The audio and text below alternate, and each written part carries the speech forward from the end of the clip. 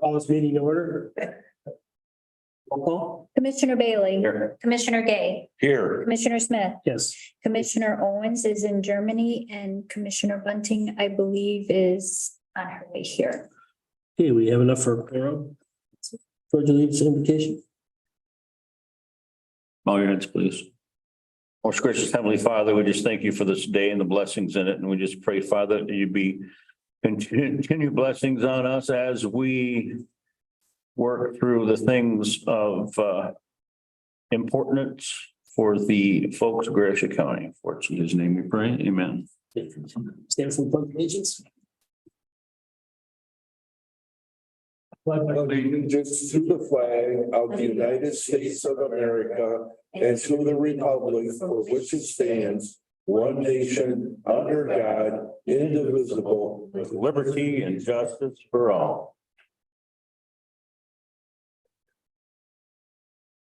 Do you have any additions or deletions to the agenda? Everything's kind of intact there. Move the agenda. second, support. Been moved and supported to accept the agenda. All in favor? Aye. Opposed? Motion carries. Public comment, Matt, we on? There? Yep, I don't see anybody connected and I think Michael's in for an agenda item, so. Alrighty. Over here. Consideration of the consent calendar. You look that over. Anything you want to take out of there? Move the consent calendar. Or support? Support. Move in support to accept the consent calendar. All in favor? Aye. Opposed? Motion carries. Administrators report. Hi, good afternoon. An update in the last 2 weeks with the courthouse building. We have hired filled the position for payroll procurement. We hired Stephanie House. Stephanie is an employee in the juvenile court. She has a bachelor's in business administration and is pursuing continued education in human resources currently. So the fit with what we're looking for seems to be really good.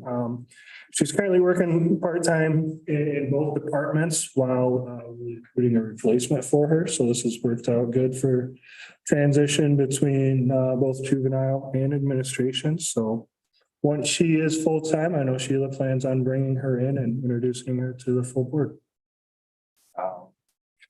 The Elma Gratiot equalization position that was approved in the prior meeting closes at the end of this week. I spoke with Keegan just before the meeting and he indicated that there were several applicants that he thought he considered them to be good applicants for this position. So for the next meeting, hopefully we'll have a good update for that. As far as the Veterans Affairs Director position, we are waiting on agenda item J.6.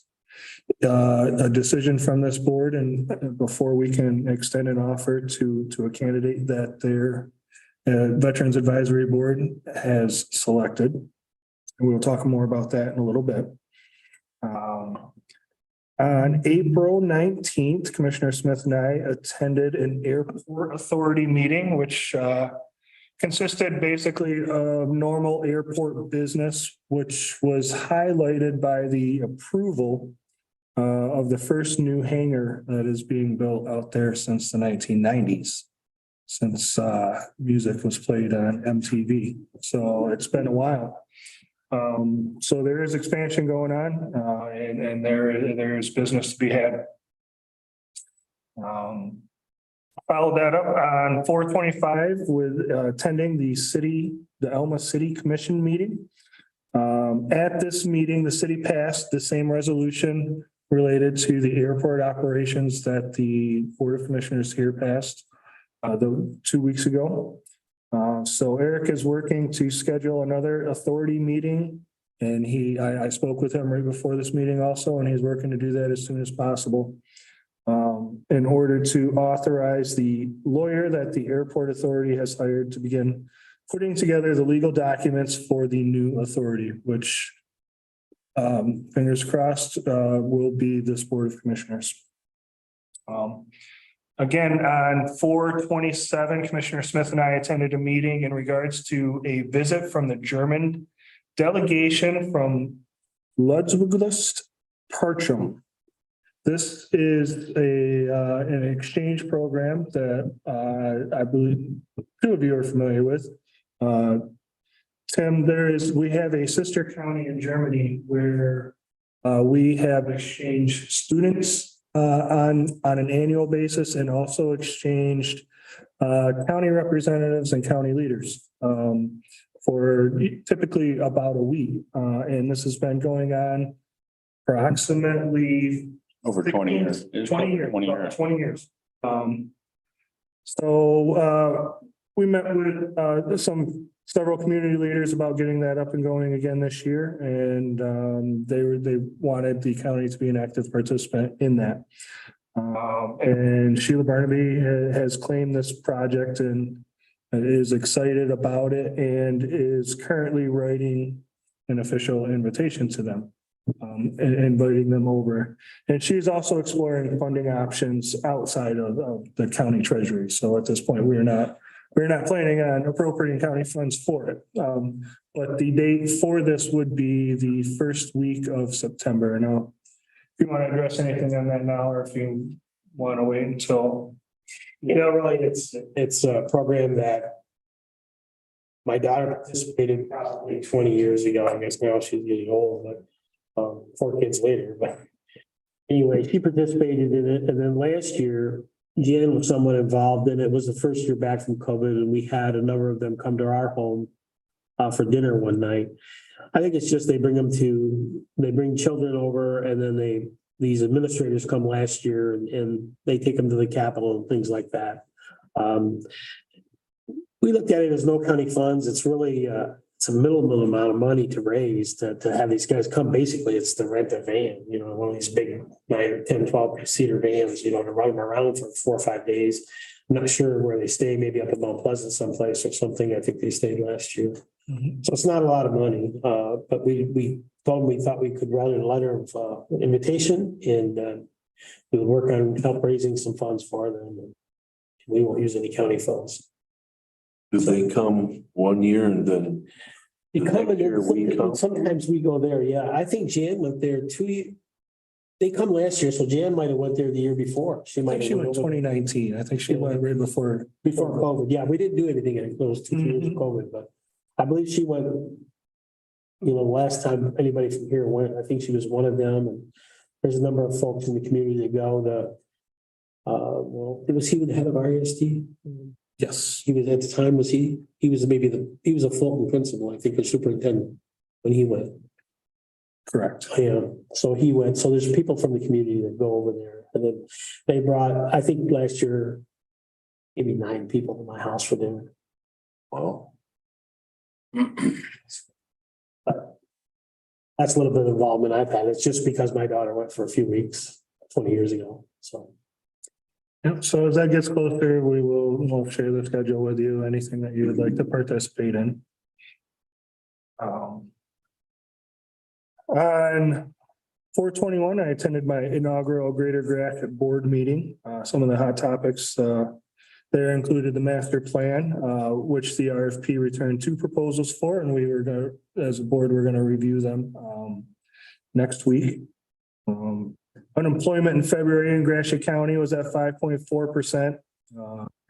Greater Gratiot is looking for any fallout business that might come from this battery plant that they are talking about in Big Rapids. And by fallout business, I mean, are there any businesses that Gratiot County can attract to start up in order to build something or to make something to send up there for their business? And solar companies are lurking in the shadows, waiting for ordinances to pop up that will help them to open up their solar farms here in Gratiot County. That was update from there. Yesterday morning, I attended an Elma Aspires meeting at the Opera House in Elma. Now this is a non-political group that comes together. It started just a little bit before the pandemic hit and lost steam because of, the emergency everywhere else. But It's a group of, a large group, about 50 people that get together. It consists of business owners, schools, the college, municipalities, banks, nonprofits, headed by Greater Gratiot and the city of Elma.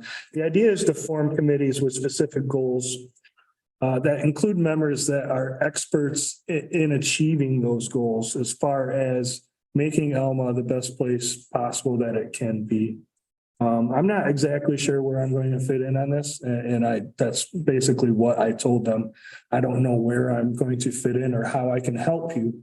But if you have suggestions for me, or if you need anything, I will be available. I do have a pamphlet from them. It's not really a pamphlet, it's more like a book. But if anybody's interested in looking at that, they're more than welcome to. Thursday is the Chamber of Commerce Committee Celebration Night. For those of you that don't know, I have 2 additional complimentary tickets. I know Jan wanted one, but if anybody else wants one, please let me know. Just to let you know, he was going to be here tonight, but he didn't make it. Eric Rickley will be receiving the 2023 Tartan Award for the city of Elma for his community service this year. The last item that I just wanted to mention, we've seen a significant uptick in FOIAs in this last month. It's been noticed by not only the county, it's been noticed in the cities and within the townships. There's a group of people that are collecting voter information for both individuals and for the voter process as a whole. I think we've probably received, since I've taken office, about 50 to 60 FOIAs. And, I know the local units have been seeing pretty much the same amount too. And it's just something I wanted to keep the board apprised of. Yeah. We do. Question, Chris. Yeah. On these FOIAs, do we charge for those? Legally, we are able to charge for the FOIAs. Typically, the way that we've handled them, if they're easily accessible and we can download it, or if it's an electronic file, and we can do it within like 10 or 15 minutes, we'll send that to them and not charge them, because it would take almost as long to, put together the bill for it. But when we're seeing, the quantity that we have here, it might be time to reconsider letting each one of these individual 15-minute projects, I see it as taking time away from our personnel to do something on a FOIA basis for a small group of individuals or an individual. And it takes a lot of time away from our taxpayers and the things that our clerk and her staff and the clerk around the county have got to do for whatever reason and whatever purpose that may be. I just think we should be charging for those incidents when they want a FOIA like that. I can see the 10-minute one, zip it out, and that's not a problem, but to me, it's not a problem. I just, if you got 50 or 60 of them, that's plugging up the system. right? Is there a statute look for a fee? Is there a set fee somewhere? The Is statute does specify how much to charge, yes. that per hour or per FOIA? It is per hour for the lowest paid individual that can handle the FOIA within the office. I see. So, for example, if I handle the FOIA, Big bucks. but Yeah. somebody else in my office can do it, I cannot charge my wage. I see. So, Yeah, well, yeah, I will, so what do we need to do to move this forward? do you have any comments on it, Andy? So I guess, so the reason why we weren't charging for these is they were coming in just a few a day so that I could get the information out to them within a minute or two, I just download something and then send an email out. So it wasn't even any copy fees that we could do.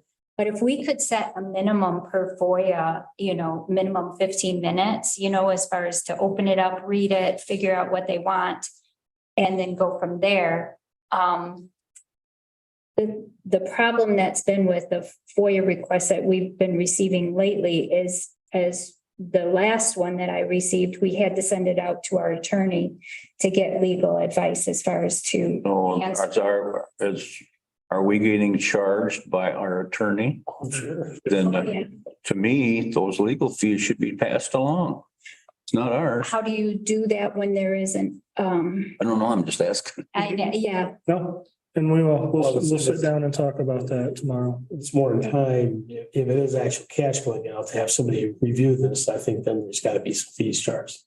Even on the 15-minute ones, if it's gonna make up to pay a lawyer Yeah. an hour to look at it, yeah. So you take 25% of whatever that wage is for every 15 minutes, or, you know, if you got 50 of them at 15 minutes, that adds up real quick.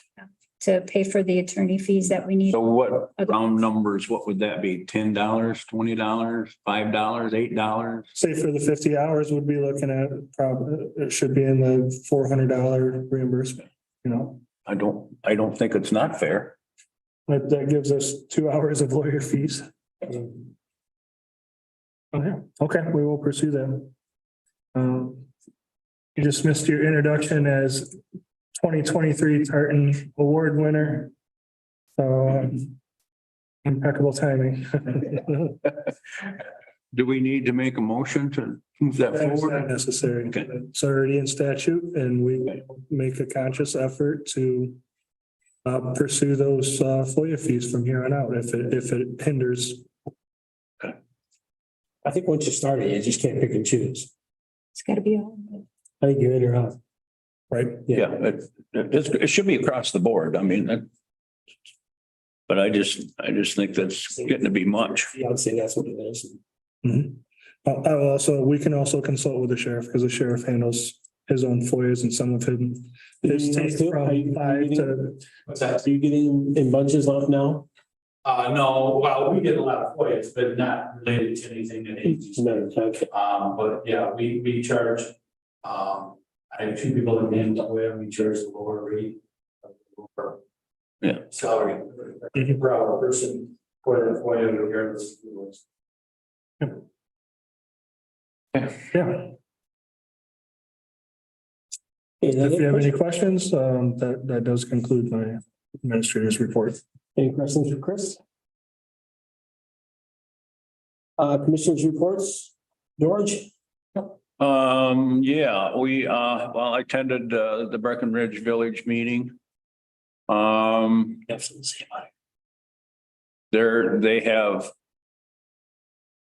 They had a big plan to do a lot of different things downtown, but due to some conflicts with the consumers' energy, they wanted to put all of the utilities downtown or down under the ground in that area, and consumers said it would be very costly because of, I don't know the technical things, but if you do it in a short area, wires heat up underground and they have to put special things in. And so that didn't become a reality. So they went back to the drawing board and they're going to do plan A, which they had gotten ARPA money for. So they're going to stick with that plan. So they're good. They've formed a committee and they're starting on that now. So, yeah. Other than that, they just normal course of business. And then we had a Board of Health meeting, and after that Board of Health meeting, we had a special meeting for someone that wanted to look at possibly it was a situation where they were being suggested that they do something different to their site plan on their septic system. And then we worked through those details and got that taken care of also. So that's it. Tim? Well, I attended the health board meeting. I was a little bit late because in Stanton, there's a lot of buildings there that they look about the same. They're government type buildings. So, North out of town, yeah. yeah, but I got to the right one and I didn't attend George's meeting, but they talked about, health care things and initiatives, target vulnerable or poor populations, a lot of their work. And so learning about that, there's a new guy I saw with a beard. He was a commissioner from Mount Comcom. County. Yeah. Phil. Yeah. Yeah. Was that the first time he was there? Yeah, it was the first time he attended. Yeah. So he adds a little bit to it. He's an accountant. Then I went to, and you were there, the townships all got together, and Doug Merchant he's in Arcata, and he says that that guy that called me about manure dumping on Jerome Road. He did live on Jerome Road. He moved away. I guess because Said he was gonna sell his farm. yeah. Yeah, but Ben bought. Yeah. But and then Kevin Beeson, he's elected to Treasury. treasury Secretary Treasurer. of that, is that like Michigan Township? Yeah, the Yeah, association. the county and the statewide MTA. So that's kind of a feather in Gratiot County's. Yeah, he'll move up to be president in about 3 or 4 years. I think it's. Yeah. Succession. See, Doug Merchant went through that whole system too. So we've had a good representation, Gratiot County there for quite a while. All right. Now Tim don't feel bad about the meeting, finding the building. I went to the Parks and Recs Commission and I put it in my calendar for 7 o'clock. And when I got there, they were just about wrapping up. Got in to say hi, how you doing? First meeting, and I think I might have made the motion to adjourn. So I was like an hour late, hour and a half late. Amy was impeccable. Plenty of time. I go through the parks on the way up there. I just kind of wandered around. Went to the airport. So it wasn't like I rushed there. I just decided, look at the airport over where they're gonna put this hangar, and I'm just kind of riding around and got there late. Also, I went to the County Township Association meeting, and I attended a meeting in Washington Township. They're kind of moving along on their windmill stuff and their projects. They just redid the inside of their little building there. They got it electronically. They're all kind of got a big screen like that and have everything posted up there. And so they're kind of excited about that going on and talking about roads and getting gravel and stuff like that. But I think they're excited about their windmill project coming and funding. Oh, they got solar panels. Oh, they got windmills also. They're talking to solar people, but Yeah. I think the windmills are all, some of them are laying down. No, nothing's up. They don't have any cement yet, but that's where I've been. Okay. Consideration new business. Tom, I think you're up. All right. Thank you, guys. Introduce myself again, Tom Clark, Director for Gratiot County Animal Control, and come before you to propose buying a new truck for animal control. We had it in our 5-year plan. And currently the truck that we're gonna be getting rid of is a 2014 Chevy half-ton. We originally acquired this truck from the Drain Commission. Bernie Barnes passed it down to us.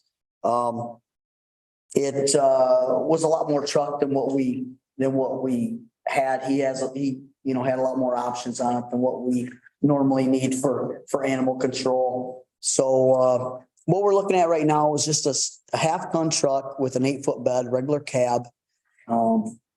Nothing fancy. So, but unfortunately, the prices on these trucks have just skyrocketed in the last couple of years.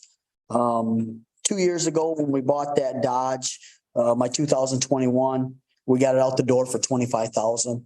That was a 4-wheel drive truck and not loaded overly heavy, but had some decent creature comforts in it. Now we're looking at, for the same equivalent truck, approximately $38,000. So when we did the 5-year plan, I figured, I'll bump it up about $10,000 to, figured out for inflation and that, but predictions by about 3,000, and that's not with putting a topper on it, switching over our lighting system and everything. So that'll be an additional $3,000 or so. But Benton Baker was the lowest bid, their local dealership here. They came in with a 2023 1,500 work truck at $38,315. That's four-wheel drive. That's four-wheel drive truck, you know. Yep, that'll be a four. Is the towing capacity, all right? I know you got It that, does, yep. that new trailer from the state. Yep, this one holds 9,000 pounds, which is more than what the trailer all outfitted will be. The trailer outfitted is gonna be in that 6,500, 7,000 Okay, so you pound got mark. plenty, you So got plenty. we got plenty, Yeah. we got plenty of towing capacity, yeah. Good. And this truck comes outfitted with the brake control and everything else on it too. So we ordered it with the options for that. So it comes ready to tow that new trailer. So what did we have in our budget? Yeah, so what was this budgeted for, Tom? We had 35,000, 35. They're gonna come in at 38,315. after outfitted. 41. Oh, with it being outfitted, 41,000, 41 and change. Do you have a plan in order to make up for that amount?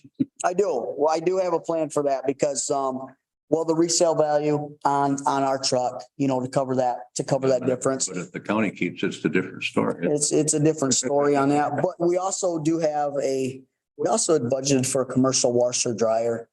And, How much was that? that was 12,000. So we've been very, very, very fortunate to where we've gotten some good use sets from the public. We'll put something out there on Facebook. Hey, does anybody happen to have a used washer and dryer? And before long, we end up getting 4 or 5 calls, 6 calls. Hey, I just switched out my unit. It's storing right there in the garage. Come pick them up. So, we've been doing that for the last 15, 20 years. Previous administrator wanted us to apply for a new set. So we put it in the budget. We based it on basically what the commercial set was for the jail. We don't need these are Russian dog beds, dog blankets, we wash basically one load a day with them. So, we don't need anything fancy. Even if we had to spend $500-600 on a set, it still is way under budget of that 12,000. So we do have the money in the budget. These are all paid for by ARP funds. Is what we'd use for this 5-year plan. So you want what, how much, 41.5 or 41? well, I won't know what the topper is and to get it all outfitted until we pick out the truck. So, but it'll be roughly about 3,000 by the time we get the topper and to have ProCom switch everything over. So we'll be looking for approval to go with which vendor for how? Benton Baker for 38,315. Then add whatever you got to it. You'll have that in. 41.5. Yeah, so we could probably go 41.5. So I'll make a motion that we allow the patrol officer to spend up to $42,000 up to. And that'll cover anything he's got and he won't have to come back in case something happens. So I'll make a motion that allow him to do that. Yeah, from Benton Baker. You have a second? Oh, second, I think. Moved and supported to buy this new truck from Benton Baker up to $42,000 fully equipped. We'll do a roll call vote. Commissioner Bailey, Yes. Commissioner Gay, Yes. Commissioner Smith, Yes. and Bunting is absent. Thank you, guys. I appreciate it. And, I was shocked at how limited inventory was out there for these vehicles. Normally you just go out there and after hearing what the sheriff went through, I'm like, boy, better. That's what I was gonna better ask you. get on Is it. this So- available? It is available Good. currently, at least when I was there, a few weeks ago, it was still available. So Get on the horn. we'll see. We'll get it coming tomorrow. Thank you. We had to talk about vehicles. I told him to get on sooner than later. Yeah, exactly. Good. All righty, consideration to sign a resolution 2023-300. June is National Scleroderma Month. Michael here, is he online? I'm He's here. right there, right there. Hi there. My name is Michael Bessert. I represent the National Scleroderma Foundation Michigan chapter. I'm a Gratiot County resident, and I'm also a member of the board of the chapter. I am the awareness and advocacy director, and I'm also a scleroderma patient. Scleroderma is a rare autoimmune disease that affects roughly 11,000 Michigan residents and 5 in Gratiot County. What I'm asking for is that June is Scleroderma Awareness Month, and we're requesting Gratiot County Board of Commissioners to approve this proclamation stating it so. I appreciate your time in doing so, and wondered if that's something that you folks could do for us. Gentleman's has come for quite a few years in a row, and we're always appreciative of coming to make us aware.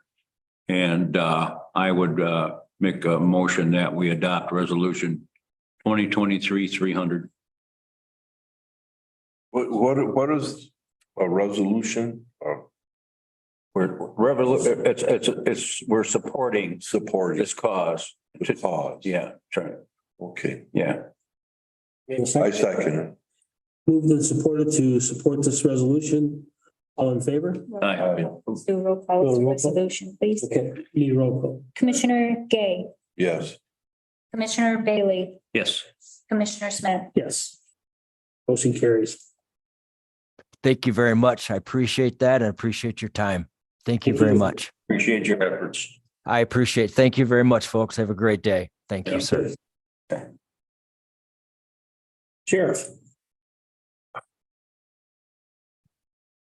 The application. Yeah, basically, that's what's going on. Been in bed, veteran. So the application was not included in your packet. I just received it today. So I did put it at your desk, and it does show that the grant that they want to apply for is for $69,282. They do have that broken down how they want to spend that, but they have to have this grant application in by the 12th of May. So we do need to have the chair sign it so that they can apply, because it's before our next meeting, which this is the grant that we do. The grant that, yeah, this is a reoccurring grant that's done by the state of Michigan. It calls for our acknowledgement of it and support of it. By saying all that, I'll make a motion that we approve it. Second. Moved and supported to approve the sign for the grant for the Veterans Service Fund. All in favor? Aye. Opposed? Motion carries. Okay, we'll get that done. Now, the sheriff. Yeah. So I come to you about a month ago with the proposal for the bailiffs' pay wages increase, and it was approved by the board. I just want to clarify a couple things on it, if I may. I don't want to tie it to the Police Officers Association of Michigan contract. However, I do want to set a bailiff pay wage scale. That's kind of a tongue twister in place. That way, when the contract negotiations happen for POAM, whatever they may get, I may not give the bailiffs, what they got, or maybe more. Who knows how the contract negotiations go. But I don't want it tied to the Police Officer Association Michigan contract. I want to have it separate, and I just wanted to clarify that to make sure that you understood that we're not tying it to it. I'm going to start out on that scale, but then it will change periodically rather than follow it after this. What does, I watched Judge Judy, but what does a bailiff do? So the officers that are in the courthouse that are at the screening here, so that's courthouse security, that's that, and then bailiffs are in the courtrooms when court is in session. So Just supervise and. yeah, they bring inmates back and forth from the jail if need be for personal appearances. They keep order in the court. Somebody, if the judge remands somebody to the jail, bailiff takes him into custody and takes him to the jail. Cuffs them. Yep, searches them, cuffs them, et cetera. Yep. And we have, most days we have 3 court officers in the courthouse. On Wednesdays, I try to schedule 4 because of circuit court possibly having a jury trial. And actually, we have a jury trial scheduled for next Wednesday up in circuit court. And I have 4 scheduled that day. So you have to have one that stays with the jury, one that keeps security in the circuit courtroom, and then I'll have one at the door and district courts running every day. So Mike, when you look at these positions, they'll be just kind of by themselves. I mean, I took it, when you talked before, you kind of put them together with the sheriff, the road patrol people and We're going to start them out on that scale, but that isn't my intent. No, and they will not be covered. that would mean, these are part-time folks and Yes. and I just think that to me, they're not like a guy going up to the back. Maybe they did that when they were younger and that's how they got to be in this position. Yes. I think there is a separation of difference. Yeah. And the problem with this is that they are mainly guys that have retired or, young guys that come out of the police academy certainly don't want to work in the courthouse. They want to work out on the road where the action is. So most of them are retired or, have come from other agencies after retirement. But they're very important to the courthouse, and the judges, when they're in session, expect to have a officer in the court. Yeah, I remember when we had private security and that was back when the other sheriff was involved and he took a look at it and said, man, we can do it a lot cheaper. Cheaper and private security And was more not, effective too. yeah, was not armed, and private security could not arrest anybody or take them in custody. These are all certified officers. Yeah. Well, when I left here the other day, when we talked about it, I thought, that this doesn't make sense to me. I could see them just being on a flat scale. When you negotiate with all these unions, if it's a point or 2 points or something, they talk about them or something, yeah. Correct. It wouldn't be tied to anything. Correct. Okay, My plan. I don't know, to me, yeah, that's just explanation, yeah. Okay, so. Yep. Okay, thank you. Okay. Anybody here from the library? No, that's probably me. That's you, okay. So one of our positions actually expired back in March. It's Randall Mead. I did advertise in the local paper in order to see if we had any other applicants, and Randall Mead did reapply. So we just have one applicant for one position, so.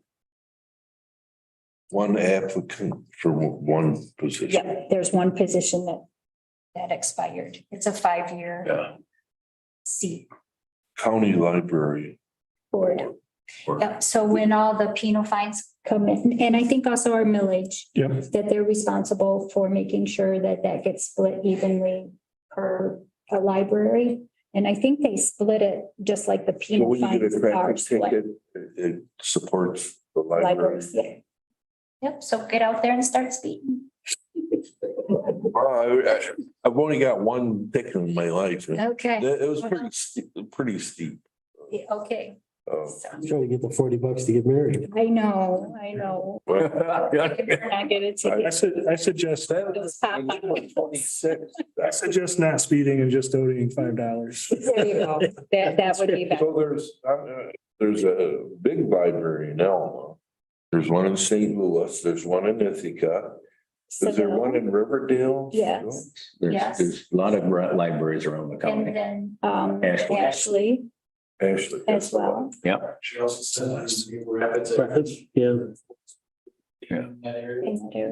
I think Elsie even gets some from. Yeah, we have a lot of libraries that are supported by the village. So we need a motion. And I would make, I was about ready to say, I'll make a motion that Randall Mead be placed on the county library board. Support.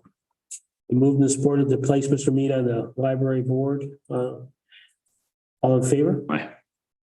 Opposed? Motion carries. And Chris, you're doing. All right, Veterans Director's classification.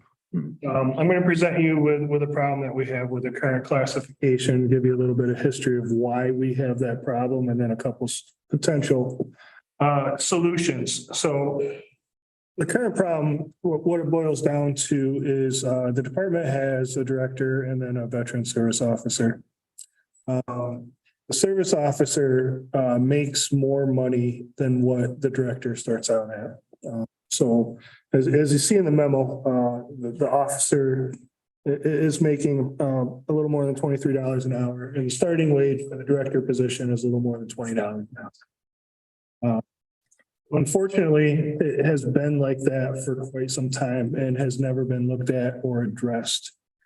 Because we have had such wonderful, humble, amazing human beings come in here and running our Veterans Affairs offices, and they did not cause any fuss. There was no squeaky wheel. Multiple, 6, 7 years ago, the position was part-time and was not paid very well.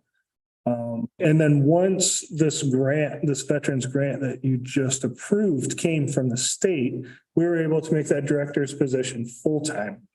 Fortunately, we never reassessed the position, reclassified the position, or looked at how much it was being paid. Because at that time, the director was topped out, and that gave the director approximately $2 more than what the service officer was making. So the optics weren't terrible at the time. They weren't completely correct, but they weren't terrible.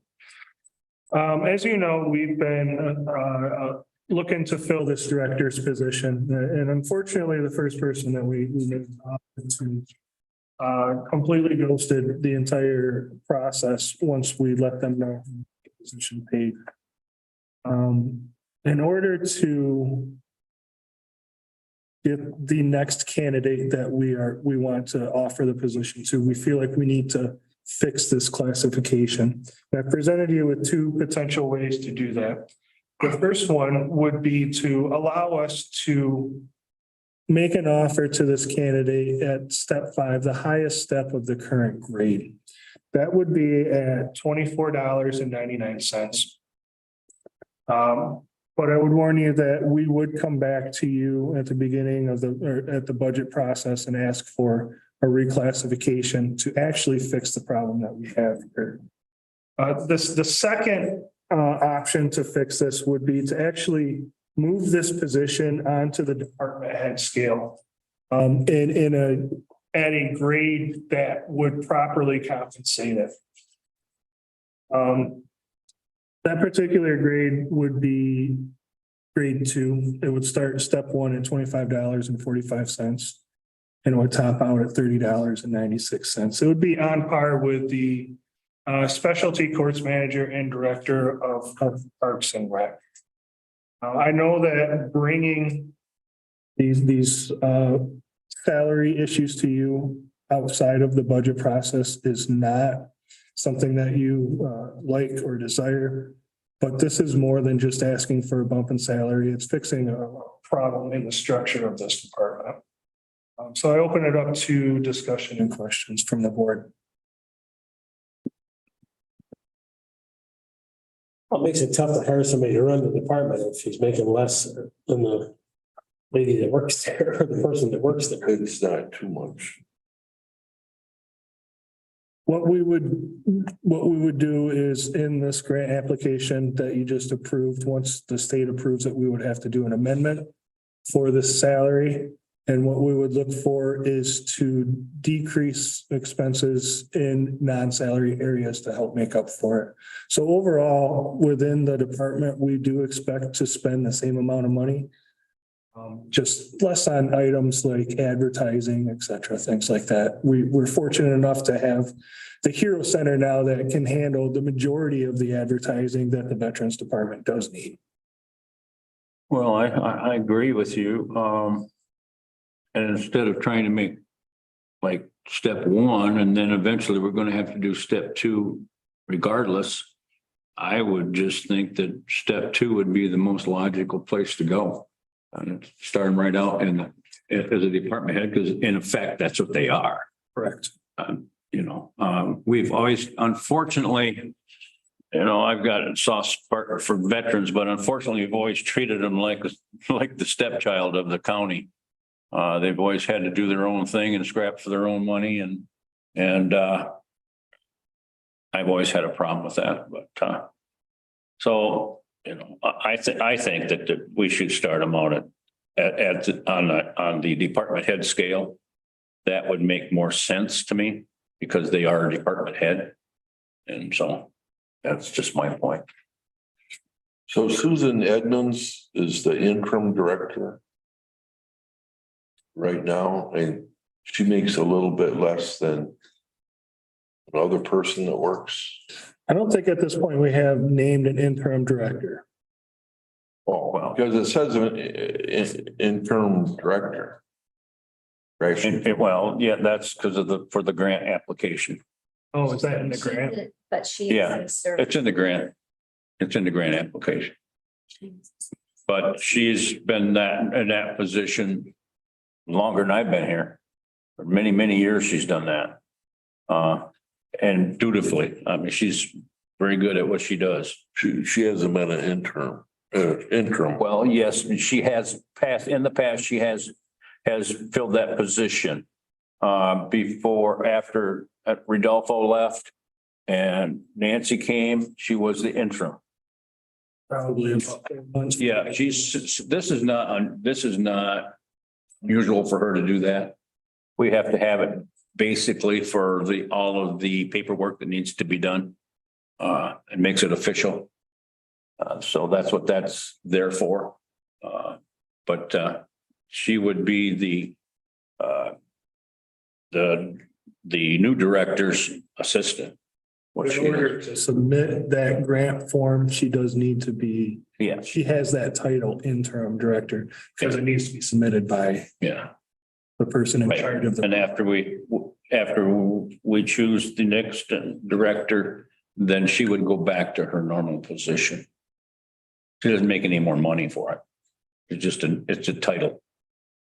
So they're paid by the hour. Yeah. That's correct. And how many hours do they work? 2,080 hours a year, 2,000. Yeah, full time. They're full time. 40 hours a week. 40 hours. Yeah.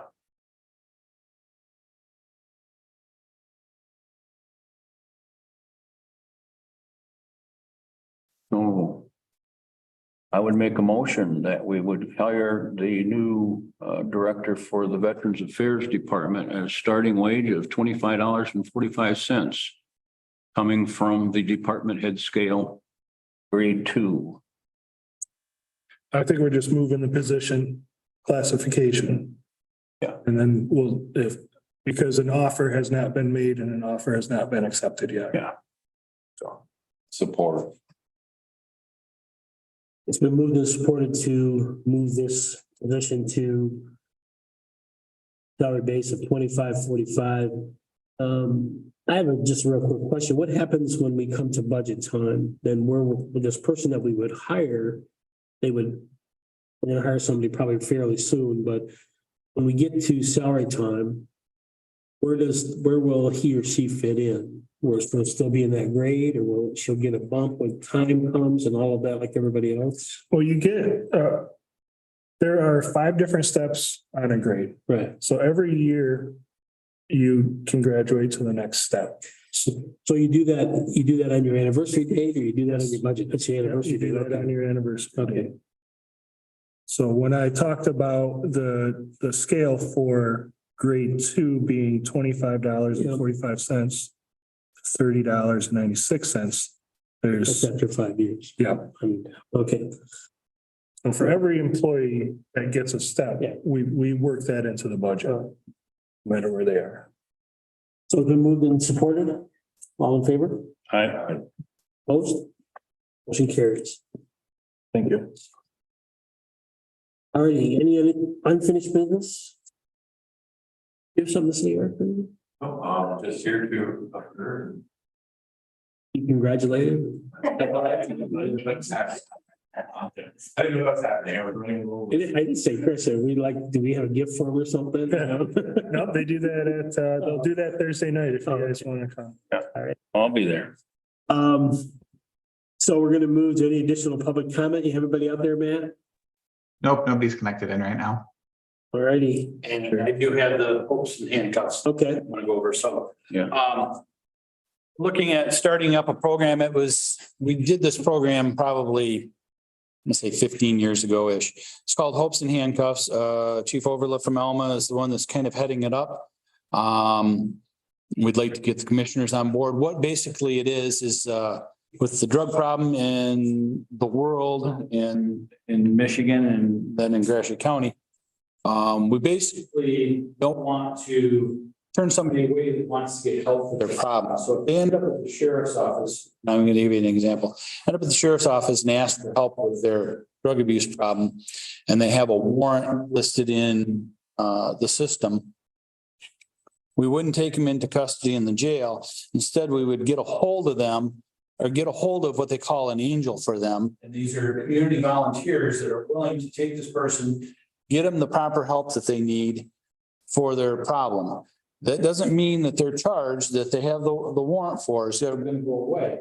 But once they get back out of rehab, then they can deal with that problem separately. So we just wanted to bring the commissioners on board with this. And there's going to be a meeting at the Alma Public Library. I think it's next Wednesday at 6 p.m. Anybody that would like to attend and listen about this, they're going to put on a session for this, for that. And I don't remember, it only lasted a year or two last time. I don't remember anybody ever walking into the sheriff's office for help with this problem. But if it is, there's a small window of opportunity to get them the help before they just go, I'm done with it. I'm going to go back to my old ways. And so we want to get all the officers trained in this and what to do, and we'll get it started and then we'll go from there. So, but anybody that's interested, get a hold of me or the undersheriff and we can get you an exact time and date. But I know it's next Wednesday and I think it's at 6 p.m. Sounds like a good thing. Thank you. All right, thanks, Sheriff. Any other comments? So we're going to talk about, I think we're going to go into executive session here and talk about union contracts. Yep. Make a motion that we go into closed session to consider union contracts for, let's say, support MLC 15.226C. This reported to go into closed sessions for union contracts. All in favor? Okay. Motion carries. So we're going to go into closed session, folks.